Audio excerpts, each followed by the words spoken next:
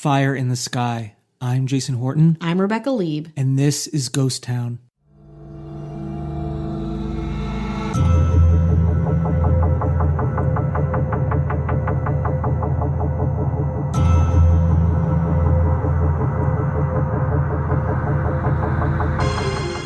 How does it think? What makes it move? Why does it breathe? Questions anyone would ask about a man if they'd never seen one before. So for 5 days, a man was borrowed.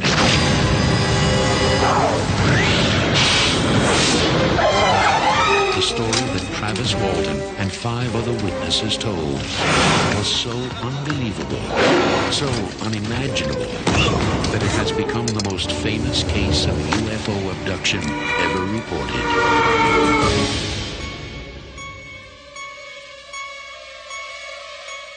One of the first movies that I remember as a kid, and my parents let me watch whatever I wanted. I was the oldest child, and they didn't really know how to parent yet. I watched Pet Sematary and Fire in the Sky. And to this day, both movies haunt me. This is not about Pet Sematary, though. This is about Fire in the Sky and the story behind it. Have you seen it? I'm familiar with it, but even though my parents let me watch whatever I wanted, I even then chose to take the safe route. Yeah, that's good. Not me. I've been ingesting horror movies since I was in utero. My mom was like, "You haven't seen Rocky Horror Picture Show?" And I'm like, "I'm 2. Why?" And she's like, "Well, square."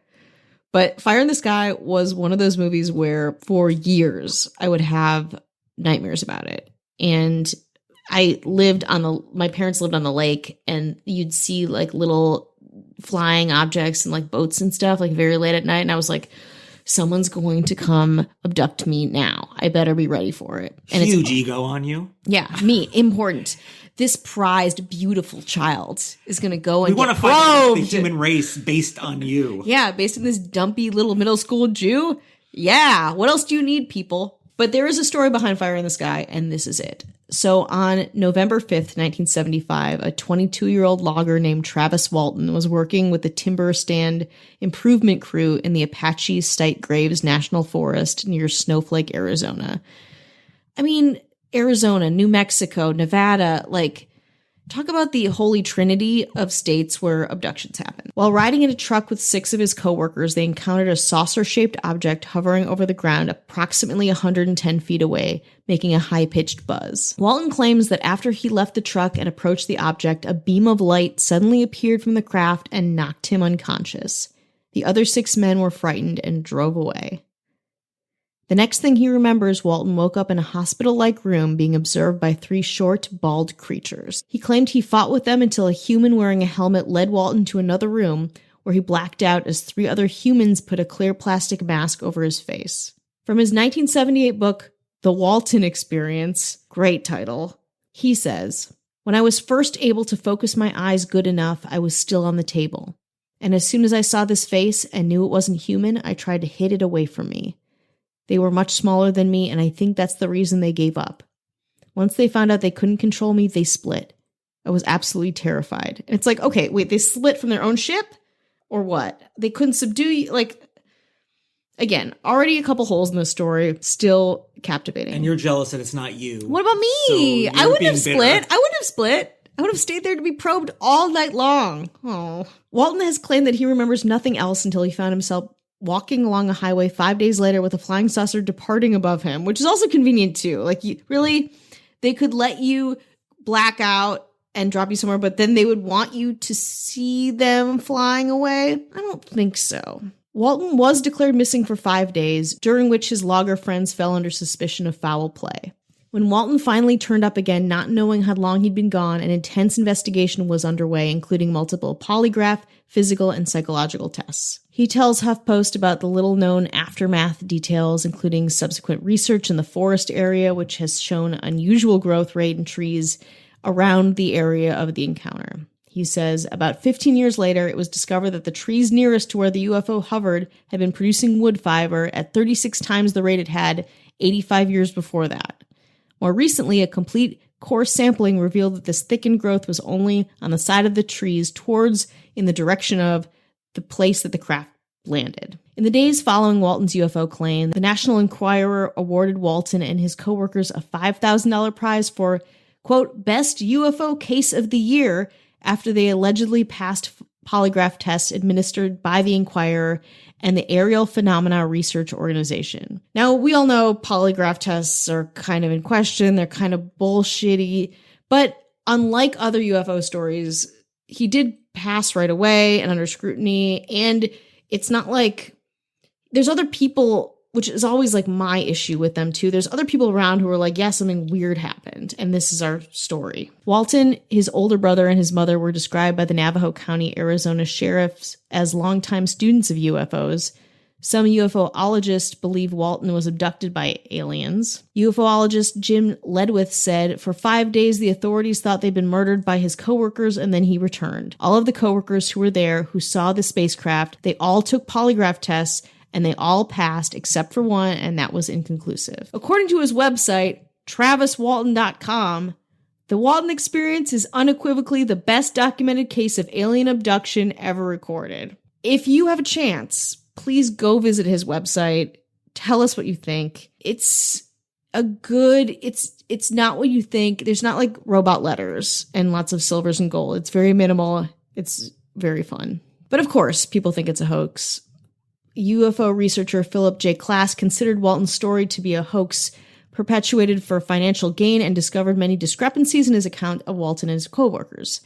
After investigating the case, Klass reported that the polygraph tests were poorly administered, that Walton used polygraph countermeasures such as holding his breath, and that Klass uncovered an earlier failed test administered by an examiner who concluded that the case involved gross deception. Cognitive psychologist Susan Clancy argues that alien abduction reports began only after stories of extraterrestrials appeared in films on TV, and that Walton was likely influenced by the NBC television show The UFO Incident, which aired 2 weeks before his own abduction, and dramatized the alien abduction claims of Barney and Betty Hill, which is an episode that we have done, and is also very complicated and very interesting and has very similar issues, as you might imagine. In 1978, Walton wrote the book The Walton Experience, again, great title, detailing his claims, which became the basis for the 1993 film Fire in the Sky, which I watched and had abduction envy around. Paramount Pictures described Walton's account as too fuzzy and too similar to the other televised close encounters,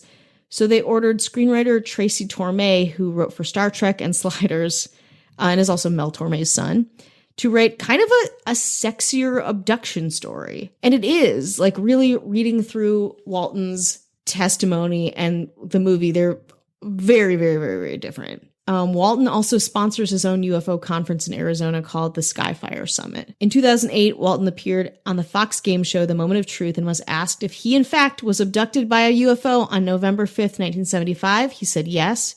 His polygraph at that time determined he was lying.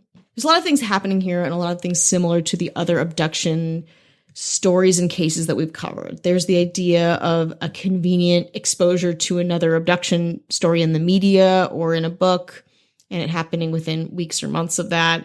There's kind of compelling evidence for it in that other stories maybe corroborate it, but also against it in that, like, you have made now a career off of abductions and you have your own conference about abductions. You've become the abduction guy. In the 5 days that he was missing, because we've done episodes, or at least did one episode about people that have been missing and they don't know where they've been. Talk about being in a fugue state, I think is one of the things. But this doesn't seem to be the case because he says, for the last 5 days, I've been aboard a UFO.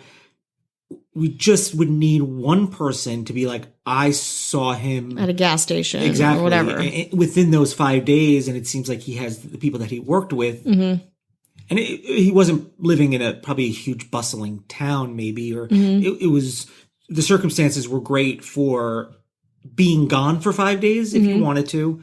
And, no GPS, no internet, no credit card bills to kind of counter what he's saying. So it's really just his word and getting other people saying, yeah, he was gone for 5 days.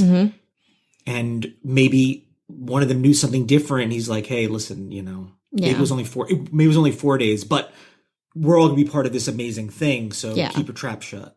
And he's really the only, and for me, this story has strength in and of itself because there's a bunch of people involved that are like, yeah, this is kind of what happened. This is what happened. But it also, they could misinterpret that pretty easily, where it's like, oh, this guy wandered into the forest or whatever, and we didn't see him for a while.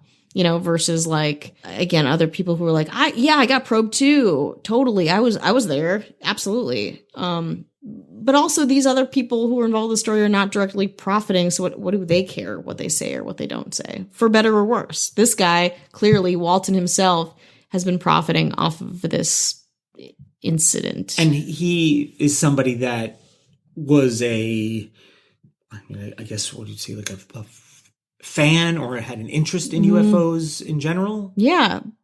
There's got to be some name for that, where you are exposed to something that seems like sensational and exciting to you, and then you try to mimic the experience. Some kind of psychological disorder around that. I don't know what that is. Well, I guess you already kind of know all the details. You just have to have a situation where you're like, is that real? Mm-hmm. You know, you've told yourself so many lies that you don't know which one is true or not. And I always go back to the thing, it's like, if he may think it's real, and that's all that really matters, but it sounds like, you know, the polygraph he took was kind of given by people that were like, how this works. Yeah. We're also into this stuff. It doesn't seem like a independent source. Yeah. Also, I had to hire a polygraph person for a job that I had, and they are all independent. Like, a lot of them are from the police or sheriff's department, but they're independent entities. And there's groups that certify them, or there's like an international polygraphers association, but like, it's a private party. You are hired, you're giving them money to come and tell you things that you want to hear. So just like, it's not often, and we think about it in the context of solving cases and stuff, it's really not like that. And even, I believe, a lot of the police that use it will also go to independent contractors. Something to think about. We should hire one for us. Oh my God. And we can find out. I'm getting nervous already. We can find out if you still feel empty, that the book wasn't the Lieb experience. It makes the Walton experience seem much more. Just wait. I'm going to have a website that's going to be great, Walton.